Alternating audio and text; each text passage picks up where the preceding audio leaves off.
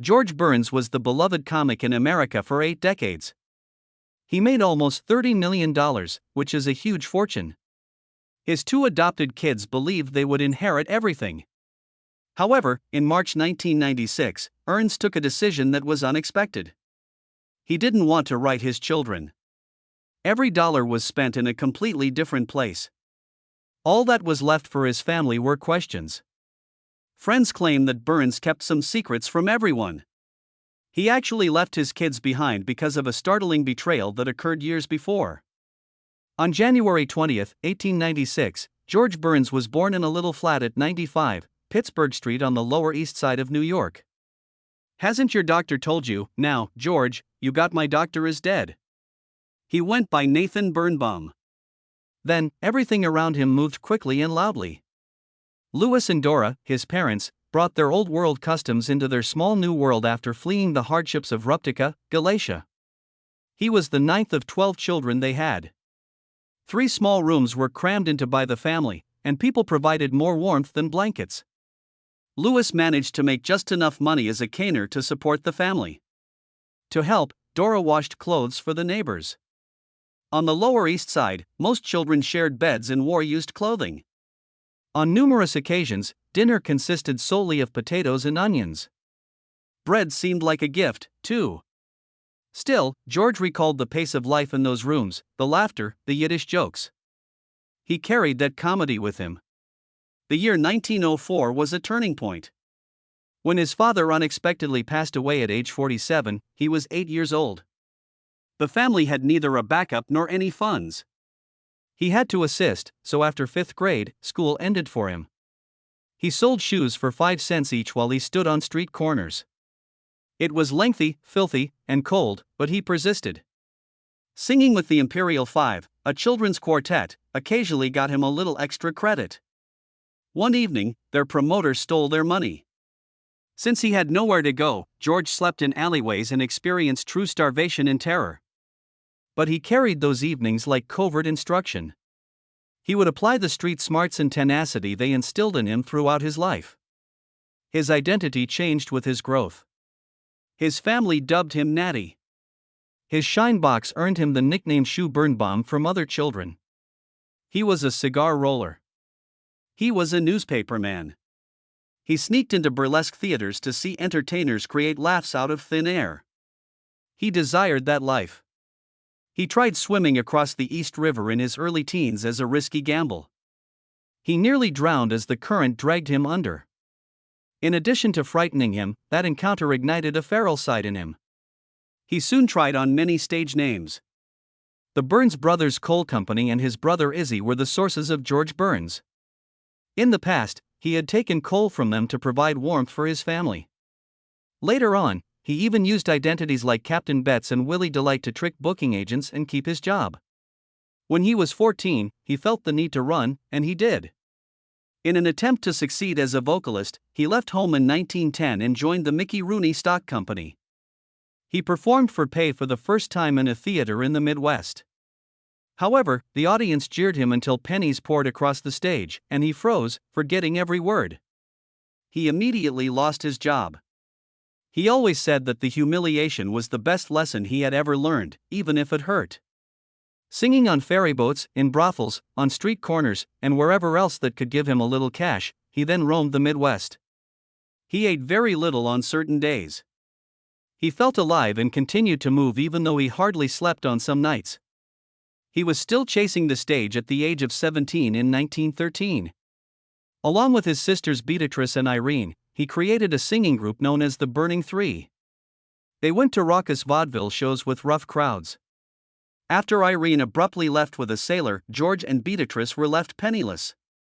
George arrived to New York with empty pockets and a swollen ego after pleading for a rail fare to travel home. But he never thought of resigning. During those years, he learned how to improvise, deal with dishonest theater owners who wouldn't pay, and endure the pain of failure without losing his passion.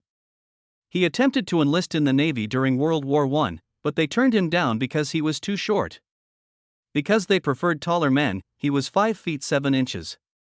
Rather than give up, he discovered another path. He sneaked into groups of performers on troop ships while posing as a woman named Barbara. That was dangerous. He could have been arrested for one error, but he avoided it. He prayed he wouldn't be caught while singing to soldiers who were homesick. It was only survival at the time, but he later chuckled about it. He was saved more than once by reinvention. When he partnered with ballerina Elsie Rain in 1916, he believed he had discovered his big break. They developed a ballroom routine and gave performances all over the East Coast. However, Elsie left him for a richer guy, leaving George stuck once more. Tired and broke, he accepted a job as a soda jerk on the boardwalk at Coney Island. While serving ice cream, he practiced making jokes with patrons. A few chuckled, while others laughed. They all taught him how to time. He became adept at reading people and making quick adjustments. Later on, he made a joke about how this job helped his career more than any producer ever had. As 1920, he was doing solo work and going as George Burns full-time. During Prohibition, when raids may occur at any time, he worked in speakeasies. He had to hide in a coal bin one night to escape being discovered. He was covered in black soot, embarrassed, yet oddly exhilarated when he climbed out. He realized he needed someone to balance him on stage after these evenings. He required a partner with a similar cadence. In 1923, that partner showed up. In Chicago, he went to a booking office to meet Gracie Allen. He fired Maggie Healy, a dancer, in a fit of rage when she failed to remember her lines during an audition. Later, he ran with Gracie, a 27-year-old Irish-American entertainer who had lost her family business. Their initial encounter was straightforward, but he sensed something new about her. Would she like to try his act? He inquired. George was going to play the comedian while she played the straight man during their rehearsal. Everything changed, though, as they appeared in front of a crowd. Everyone chuckled at Gracie's naive perplexity. Her timing, voice, and fast responses drew everyone's attention to her. George saw it at once and adjusted the performance in an instant. He became the patient spectator who allowed Gracie to flourish, while Gracie became the crazy character. The magic was confirmed when they performed together for the first time at the Hill Street Theater in New York. The crowd adored them. Waves of laughter rolled in.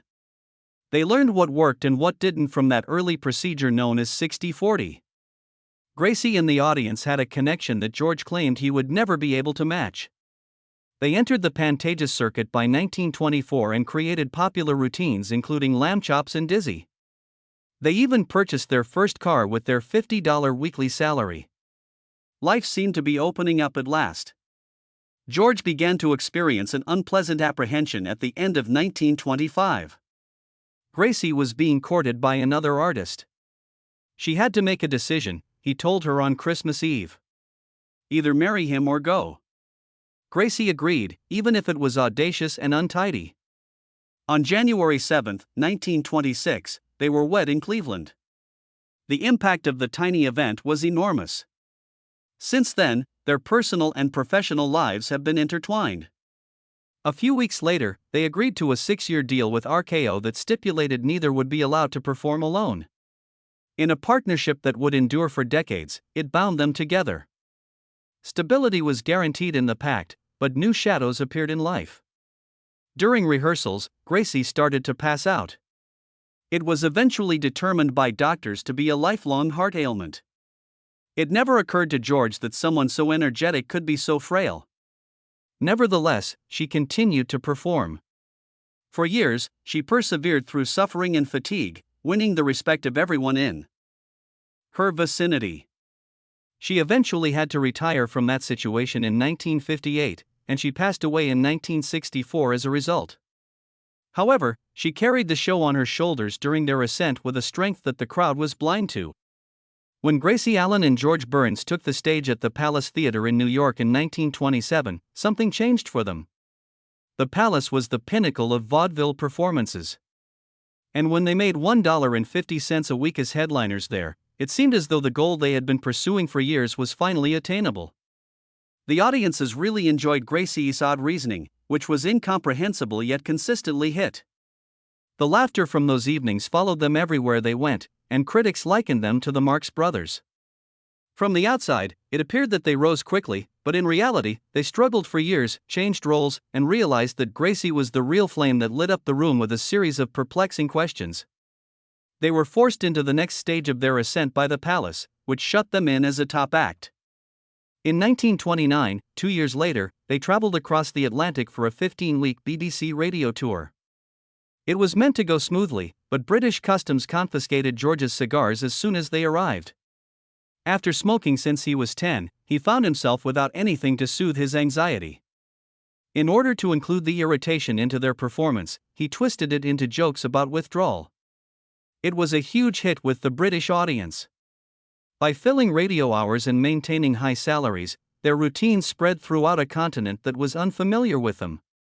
They were well known throughout the world as a result of the tour, which also demonstrated how appropriately managed regulations, customs, and cultures might turn into humor. They were large enough for the Ziegfeld Follies, one of America's most glitzy performances, by 1931. They were performing alongside artists such as Eddie Kaner. Gracie, however, found the journey to be draining. Because she detested flying, rail travel between cities became an endless adventure. She twisted her ankle in the middle of a performance at one show. Despite the excruciating discomfort, George scooped her up and carried her onto the stage so she could continue acting without the audience noticing. After them, it turned into another tale. Evidence of their close relationship and their regard for the audience that occupied every seat. George was doing something that few performers dared around the same time. During the 1929 crash, he utilized their vaudeville earnings to covertly purchase repossessed real estate while others squandered their money on upscale hotels and clothing. While the nation was in a panic, he was purchasing properties for pennies. These investments kept theaters solvent when the Depression struck and they had to close. A lot of performers were left without anything, but George had anticipated the situation and ensured that they wouldn't drown when the industry trembled. Their first motion picture came out in 1930 with Lamb Chops, a Paramount short. Even so, there was a twist. George's eyebrows were burned, and the room was filled with smoke, when the projector exploded due to a jammed reel during one viewing. He immediately made light of the mishap, riffing about the explosion as if it were part of the plan, rather than fleeing. Executives were in a state of shock. In a matter of seconds, they had seen someone transform dread into laughter. And more doors were opened by such rapid thinking than by a plan line. The George Burns and Gracie Allen program's debut on NBC on February 15, 1932, marked their radio breakthrough. Every 15-minute episode revolved around Gracie's bizarre miscommunications, which inexplicably resolved every issue. Almost 40 million people watched every week by the middle of the 1930s. Most performances did not reach half that attendance at the time, thus the number was practically unbelievable. The approach was freeform, largely spontaneous, and unexpected. Real laughter, real perplexity, and real sparks between them were audible to listeners. Ratings increased by more than 60% in just 1 year, from 19.3 to 31.3. They had demonstrated that strict scripts were not necessary for radio to function. All you needed were two people who knew how to play off each other, honesty, and rhythm. Gracie then staged a fictitious presidential campaign in 1933 as a part of a lengthy comic routine. It was named the Surprise Party by her. She even printed ballots while touring 39 states. During the actual 1940 election, several voters actually scribbled her name in, which perplexed local officials until they realized it was all a hoax. She intended to hire pals with fine clothes for cabinet posts and pledged to tax only the appropriate types of clouds. "It's in the bag" was the slogan, and the mascot was a kangaroo. In addition to increasing their radio ratings by almost 40%, the campaign caused news organizations to re-evaluate how well politics and entertainment might coexist. Although it was satire, it served as a reflection of the nation. Their collaboration continued to surprise people, even in the background. George created almost all of the scripts, although he consistently claimed to the public that Gracie was the creative power. In an age when males typically got all the credit, he wanted her brilliance to be seen by everyone. In a 1935 episode, Gracie made a joke about forgetting she was George's wife. Fans believed it to be true. George was accused of abusing her in thousands of letters. To clear up any misunderstandings, he had to declare their marriage was solid live on the radio. The accident increased their ratings by 20% rather than damaging them. People cherished the realism of their fiction. Their 1934 shift to CBS, which cost $10,000 per week, was the next significant step. During a period when the majority of Americans earned less than $2,000 annually, the salaries seemed unattainable. When Gracie had an emergency appendectomy in 1937, in particular, they began incorporating real-life situations into their show. They also brought in actual doctors to the show and made her surgery a plot point. Everyone was captivated by the combination of humor and reality, which altered the way radio writers told stories. The audience was made to feel as though they were a member of the family. Their prosperity grew to the extent that they purchased a Beverly Hills estate in 1938. The reward ought to have been calm. George, however, once left a lit cigar on a table. The cigar rolled, ignited a fire that spread more quickly than anyone could have predicted, and burned through clothing. The house was just about preserved. The story was a hit with newspapers. Rather than concealing it, the scare was transformed into an episode titled The House That Burns Built. While writing the script, Gracie placed the blame on herself and turned the catastrophe into a jest that made them even more endearing. They became endearing because they could laugh at their own errors. For them, Hollywood was also a major chapter. Their 1932 big broadcast, which made them national celebrities with their duet, Love and Bloom, marked the beginning of their foray into the film industry. However, censorship issues persisted. Gracie's dizzying quips were deemed too provocative and rewritten by studio executives. While filming, George would surreptitiously reveal the original lines as ad-libs. Although it was a light-hearted uprising, it influenced how comics subsequently defied rigid studio regulations. When Gracie's chandelier stunt's thin wire broke and she fell roughly 10 feet in 1933, she almost suffered injuries at International House. George was just beneath her when he caught her, breaking 2 ribs in the process. As though the fall was a part of the act, they continued to perform while giggling. The cameraman stood motionless, not knowing whether to roll or seek for assistance. A near-tragic event was transformed into a timeless comedic classic when that moment was featured in the movie. They worked with Fred on A Damsel in Distress in 1937. Gracie blurted out that she was lost in London during a crucial scene when she panicked and forgot her dance moves. Not a beat went by without a gaze. The entire group laughed as he danced around her bewilderment and transformed it into an impromptu routine. Afterwards, he described it as pure magic. It demonstrated how quick wit might transform mishaps into memorable events. They performed for soldiers in 1941 during WWAN, boosting morale in all camps. However, Gracie became entangled in an odd scandal. During the war, silk stockings were in short supply, so she snuck a couple pairs to give as presents. It was handled as contraband by authorities. Before George pulled all the strings, she was on the verge of facing a court-martial. That only made the troops love her more. It turned into one of those little-known tales that showed how fearless she was. They reached the pinnacle by 1945. Their movie, 2 Girls and a Sailor, made over $4 million. But Gracie's health started to deteriorate. Her migraines were so severe that she had to take a 6-month hiatus. George started drafting a draft of his book in private during her break. He wanted to keep their story intact, especially the little details that only they were aware of. That draft eventually evolved into the love story Gracie. Fans never forgot how it encapsulated the essence of their collaboration. Little by little, something new crept into American living rooms on October 12, 1950. When the George Burns and Gracie Allen show debuted on CBS, nobody could have predicted how revolutionary this small sitcom would become. At a period when most shows were still constructed from taped segments or radio leftovers, it felt dangerous to go live with a studio audience. However, people were drawn in as if George were sitting next to them when he abruptly left a scene and began speaking directly to the audience. The show quickly rose. It brought them close to $200,000 every season at its height and continued for 291 episodes until 1958. The world was given the impression that they were peeking into their true lives as they portrayed themselves in a modest home environment.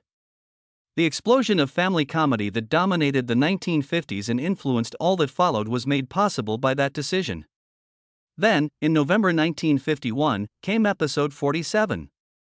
The arrangement was straightforward and charming, a surprise birthday celebration for George that was inspired by Gracie's previous 1930s campaign events.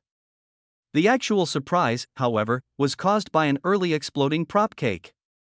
Frosting sprayed everywhere. The actors paused for a moment before bursting into genuine laughter.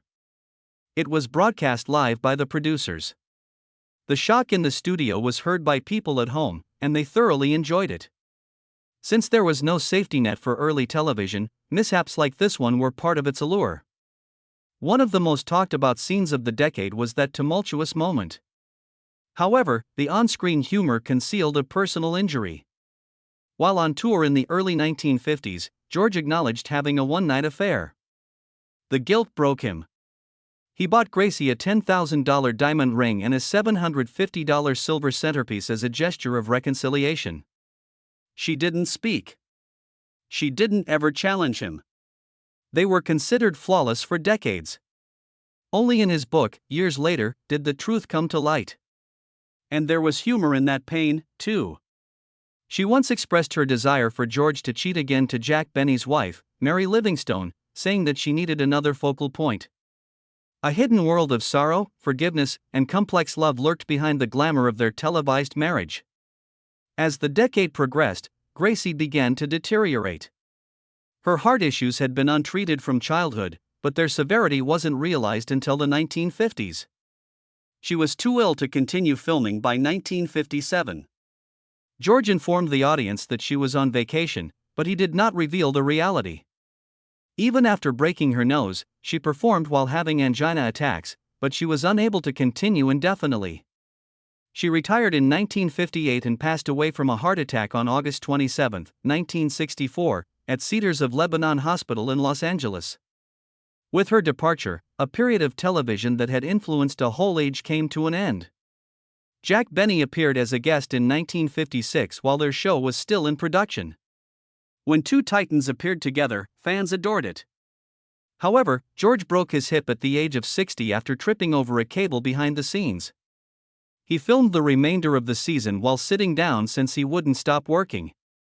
Later, he joked that it was a little cost of humor, thus solidifying that injury as part of his legacy. His bones bowed, but his spirit did not.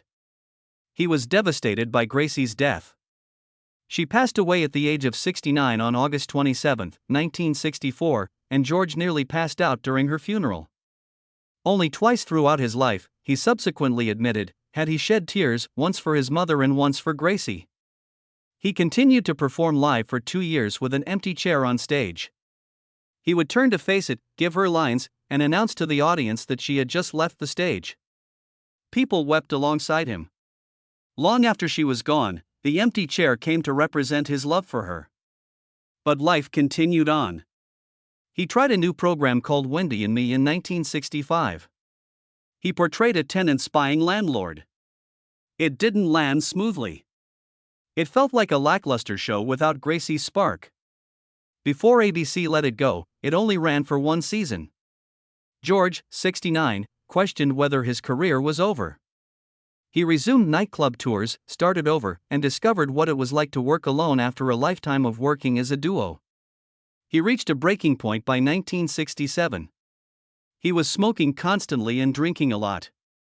He fell asleep on stage during a stint in Las Vegas due to tiredness. If he didn't quit, doctors said, he wouldn't make it through the year. Overnight, he gave up everything.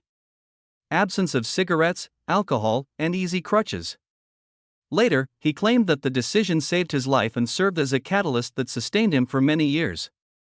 He made another attempt in 1969 for Christmas specials with a grandfather. Although supporters continued saying the same thing, he hoped they would remind them of who he was. They yearned for the old jokes. They desired the cigar. They desired Gracie's cadence. After realizing he needed another foil, George started doing shows with people like Carol Channing. The audience warmed up again, slowly. He discovered himself slowly. His book, I Love Her, That's Why, was released in 1968. Over 100,000 copies were sold. With nuances like Gracie forgetting where she parked her car, it blended humor and honesty. His first solo tour was funded by the success. He was first introduced as his own voice, and it served as a springboard to a new career. One of the greatest shocks of his life then arrived. He co-starred with Walter Matthau in The Sunshine Boys in 1975 as Al Lewis. When it was released in December 1975, the movie received immediate acclaim. At the age of 80, he took home the Best Supporting Actor trophy from the 48th Academy Awards on March 29, 1976. Richard Dreyfuss from Jaws was among the younger stars he defeated. Hollywood gulped. After his victory, he became a living legend. The next year, he co-starred with John Denver in the film Oh God. The movie became one of the biggest hits of 1977, earning over $51 million. The gentle bite that made George renowned was still present as he delivered lines. Additionally, he included a provision in his contract allowing him to smoke cigars while working. He started smoking at the age of 14, and he frequently smoked 10 to 15 cigars every day. Viewers adored seeing a witty god smoking a cigar, and the movie influenced his image in his later years. At the age of 87, he agreed to a 5-year deal with Caesars World in Las Vegas in November 1983. On his 100th birthday, he pledged to provide a special performance. Even in his 90s, he played sold-out gigs, although executives joked that they were wagering against him living that long. He also made a joke about Julius owning Caesar's Palace when he played it last. He always maintained the joke and himself alive, according to that pact. In 1984, at the age of 88, he underwent triple bypass surgery. The majority would vanish for a year. In just a few months, he was back filming Oh God, You Devil, frequently using a wheelchair. He concealed it from the camera and infused each sentence with the same vigor that characterized his youth. Everyone around him was motivated by his tenacity. He was honored at the Kennedy Center in 1988 at the age of 92. He sang a duet with Bette Midler that evening. He published the Grammy-winning album Gracie later that year, which combined her old sounds with his own voice. When they reunited, fans sobbed. Time continued to take its toll, even if it felt like he had reached through time to clasp her hand again. At the age of 98, he fell in his bathtub in Beverly Hills in July 1994. His skull was severely cut after he struck a soap dish. Physicians at Cedars-Sinai saw that he spoke slurredly. Emergency surgery was done to drain the fluid from his brain. After his eagerly anticipated Caesars Palace performance sold out almost a year earlier, he was forced to postpone it. After that collapse, he never fully recovered, and after more than 80 years, his performing career came to an end. Even in his hospital bed, he continued to make people laugh. He continued dictating fresh lines and cracking jokes to friends like Milton Berle in an attempt to feel alive. He was too weak to celebrate his 100th birthday in person, so he threw a tiny private party at home in December 1995. He promised guests he would see them at 101 and handed out cigars. He turned 100 years old on January 20, 1996. But he died of heart arrest at home on March 9, 1996. However, George Burns passed away this morning in his bed at his Beverly Hills residence, less than 2 months after turning 100. The elderly comedian had been doing better lately after being ill for some months. On October 10, 1996, his estate, worth over $30 million, was put up for auction at Sue's in Beverly Hills. From scripts to cigars, there were lots worth $266. The Motion Picture Fund, the United Jewish Fund, and Cedars-Sinai Medical Center received his entire estate. Ronnie and Sandra didn't get anything. Those who knew him realized that generosity had become his last means of giving back, while some were taken aback. His impact remained constant. Jerry Seinfeld has frequently stated that George's book, Living It Up, influenced his comedic style. The foundation of contemporary humor was established by George's exact timing, subdued delivery, and straight man persona. Although his martinis and cigars became symbols, medical professionals later claimed that his broad social network and keen intellect were what kept him alive.